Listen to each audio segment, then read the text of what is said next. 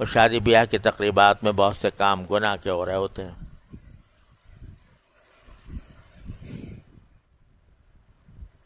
تو جب پتا ہو کہ یہاں پر گناہ کا کام ہوگا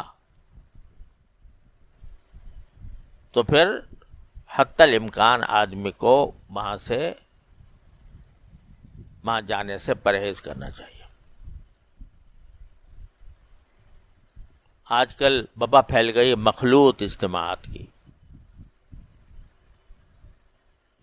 عورتیں مرد سب ساتھ. عورتیں بھی بڑے زیب و زینت کر کے، بناؤ سنگار کر کے، بہترین کپڑے پہن کر موجود ہیں، اور برابر میں مرد بھی ہیں. کوئی تمیز نہیں ہے مردوں عورتوں کی، مخلوط دعوت ہے. ایسی محفل میں جانا یہ لا یشهدون الزور کے خلاف ہے کہ یہ جہاں مردوں عورتوں کا اکٹھی تقریب ہو رہی ہے، سب ساتھ بیٹھے ہیں. ایک زمانہ تھا کہ جب کہ اس کا تصور نہیں تھا مسلمانوں میں کہ بھئی عورتیں مرد سب ایک ساتھ بیٹھ کے تقریب منا رہے ہوں گے. لیکن اب بڑھتے بڑھتے یہ حالت ہو گئی کہ اب کسی تقریب کا غیر مخلوط ہونا، مردوں کا الگ عورتوں کا الگ، یہ نادر ہو گیا. بہت کم تقریبات ایسی ہوتی ہیں جس میں مردوں اور عورتوں کا الگ انتظام ہو. کیوں ہو گیا؟ اس لیے کہ جو لوگ برا سمجھتے تھے انہوں نے بھی اس کے اوپر کوئی نکیر نہیں کی. اچھا بھائی کیا کریں، وہ اگر نہیں جائیں گے ناراض ہو جائیں گے لوگ. اس واسطے ہمارے رشتہ داروں میں شادیاں ہو رہی ہیں اور مخلوط ہو رہی ہیں تو کسی نے اسٹینڈ نہیں لیا. کسی نے یہ نہیں کہا کہ بھئی اگر تم یہ کرو گے میں نہیں آؤں گا. اگر یہ کہہ دیتے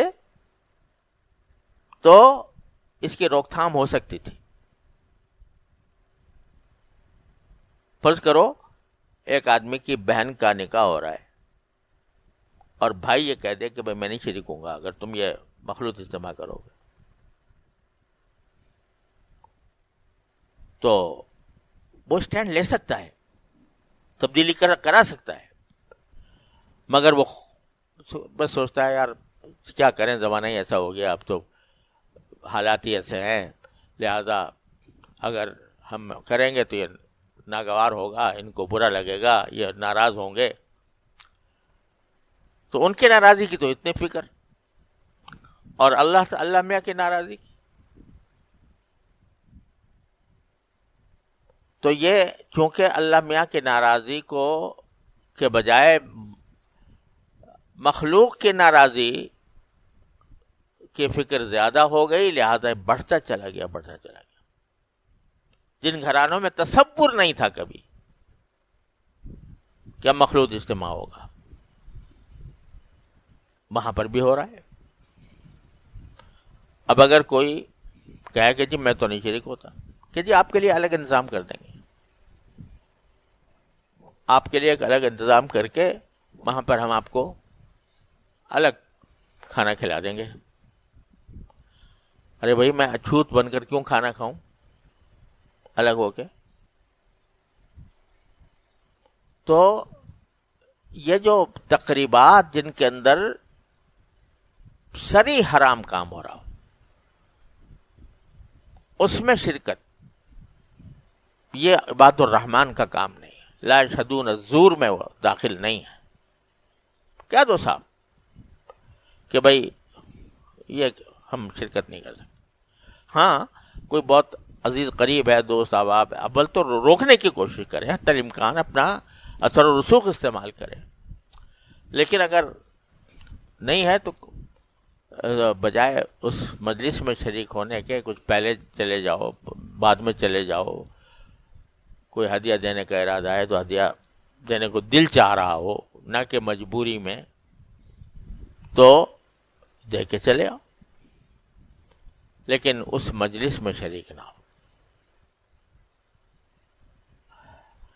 اب یہ بعض چیزیں تو ایسی ہوتی ہیں جو ہمارے اختیار میں نہیں ہوتی، جیسے ہوائی جہاز میں سفر کر رہے ہیں تو وہاں مرد بھی ہیں عورتیں بھی ہیں، وہ ہمارے اختیار سے باہر ہے، تو لہذا بعض لوگ یہ مثالیں دینا شروع کر دیتے ہیں کہ بھئی آپ ہوائی جہاز میں سفر کرتے ہو، وہاں بھی تو عورتیں ہوتی ہیں اور مرد بھی ہوتے ہیں اور عورتیں بھی ہوتی ہیں، مخلوط ہوتے ہیں۔ ارے بھائی ہمارے اختیار سے باہر ہے، لیکن جو تقریب ہم خود کر رہے ہیں اس پر تو ہمیں مکمل اختیار ہے، تو اس وجہ سے ہمیں اس سے پرہیز کرنا ضروری ہے۔ اور در حقیقت یہ بات ایسی ہے کہ معاشرے کو سدھارنے کی بات ہے جو قرآن کہہ رہا ہے لا یشهدون الزور۔ جیسا میں کہہ رہا ہوں نا، اگر لوگوں نے ڈھیل نہ دی ہوتی اور اس کام کو گوارا نہ کیا ہوتا تو آج یہاں تک نوبت نہیں پہنچتی۔ اگر لا یشهدون الزور پر عمل ہوتا پہلے دن سے تو یہ نوبت یہاں تک پہنچ سکتی تھی؟ نہیں۔ تو یہ در حقیقت معاشرے کے سدھار کا ایک طریقہ ہے جو قرآن کریم نے بیان فرمایا کہ ایسی جگہ پر حاضر نہ ہو، مت جاؤ۔ اگر اس پر کاربند ہو جائے تو رفتہ رفتہ معاشرے کے اندر سدھار پیدا ہو سکتا ہے، اب بھی ہو سکتا ہے، اب بھی ہو سکتا ہے۔ تو اب یہ کہ البتہ جو ہے بعض لوگ اس میں کچھ غلو اور مبالغہ بھی کر لیتے ہیں، ایسی باتیں جو پھر نفسی ہی شرعاً کوئی حرام نہیں ہے، ان کے اوپر اتنا زور دے دیا جاتا ہے کہ جہاں یہ ہوگا ہم نہیں جائیں گے، تو وہ حالانکہ شرعاً کوئی حرام چیز نہیں تھی۔